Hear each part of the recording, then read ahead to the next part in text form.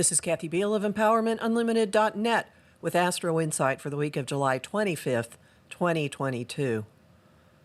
Life is really boisterous. In many ways, it's heating up. On some parts of the planet, literally heating as well as figuratively and atmospherically.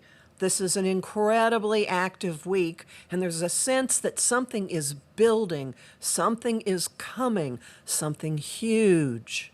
And in fact, that will be Mars, planet of push, meeting with Uranus, the agent of radical change, at the North Node in Taurus, which is exact on the 1st of August.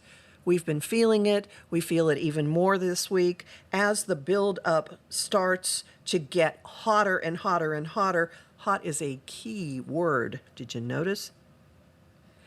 We're getting kind of indulgent, self-indulgent, wanting to find something soft to hold, to take care of, maybe a stuffed animal, maybe a pet, maybe a jelly donut. I don't know. I know I keep coming back to food, and I know this annoys some people, but Venus in Cancer is squaring Jupiter, the planet of more. And that kind of clash between the two agents of indulgence is a recipe for trying to find comfort in something you can hold, trying to find comfort in the home, in nurturing, in taking care of someone, in eating comfort food. It's just part of the formula. Think of it as carb loading before going into a marathon, because that's kind of what we're doing. Information, communication, talks, everything ruled by Mercury gets a move on, but good this week. Mercury slams into Mars on the 26th and Uranus on the 28th. These hard contacts first force words into action. They're fighting words, they're put your money where your mouth is, they're demands for follow-through, for making something real, and there could be a high level of drama coming with this, with the Sun and Mercury both being in the sign of Leo, which loves the spotlight, loves grand gestures, doesn't mind drawing attention to itself. It's possible that a revelation, a piece of information, a shift in perspective around the 26th carries over into the meeting that Mars has with Uranus on the 1st. So perhaps something we learn, we think, we pick up in social media, we get a message about from a conversation, is part of what drives Mars into that meeting with massive radical change leading to the future. Mercury's clash with Uranus on the 28th is more like hurtling into a lightning field, filled with epiphanies, knocking our viewpoints sideways, forcing us to look at things differently, breaking our minds open.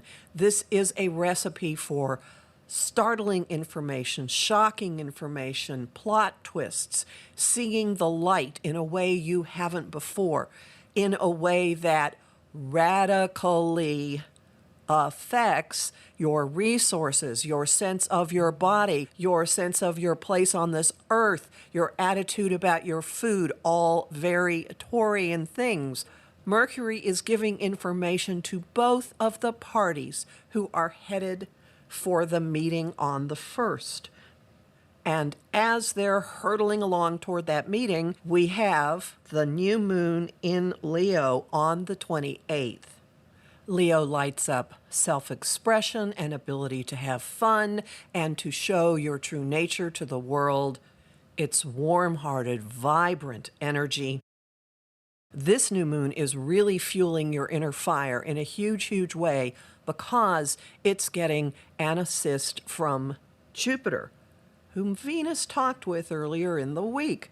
More Jupiter, bigger is better. Jupiter in Aries, which doesn't really worry about things, it just acts. So It's as if Miracle Grow is being injected into everything that either starts or ramps up under this new moon. Things can happen very quickly. The fire can ignite and get moving very quickly. Your energy, your enthusiasm, your inner moxie to get going on things, amping up, ramping up, with these energies rushing forward into the meeting of Mars and Uranus on the 1st, hovering in the air. Everything that I've mentioned so far, hovering in the air at this new moon, creating a field of improbable probabilities. If you've been lacking motivation, if you've felt stuck, if life has felt pointless, wait for it. The fire is coming back on with a vengeance. And at the very least, don't be surprised if the desire to enjoy your life kicks back in a big way. Likely, the desire and the motivation to actually create something with your life will kick back in a really big way as well. All of this is the send-off for Jupiter's retrograde.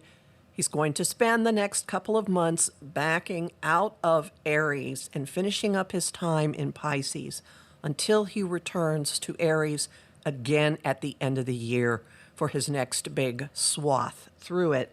The fact that he's stationary retrograde while he's pouring this energy into the new moon could calm down some of his impulsive Aries vibe. It could drive it more into just keep the fire burning and burning and burning.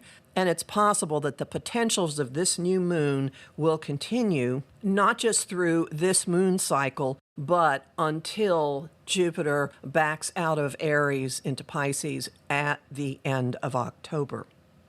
Have fun with this.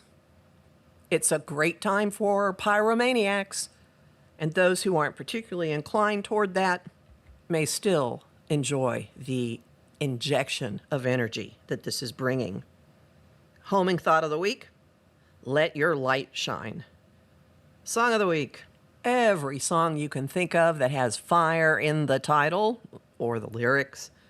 And if you need some inspiration, I have a link down below to a fire-oriented playlist I put together when Venus and Mars were both traveling in fire. And the image of the week is stepping out on a stage without a script and making up your part on the spot to great applause.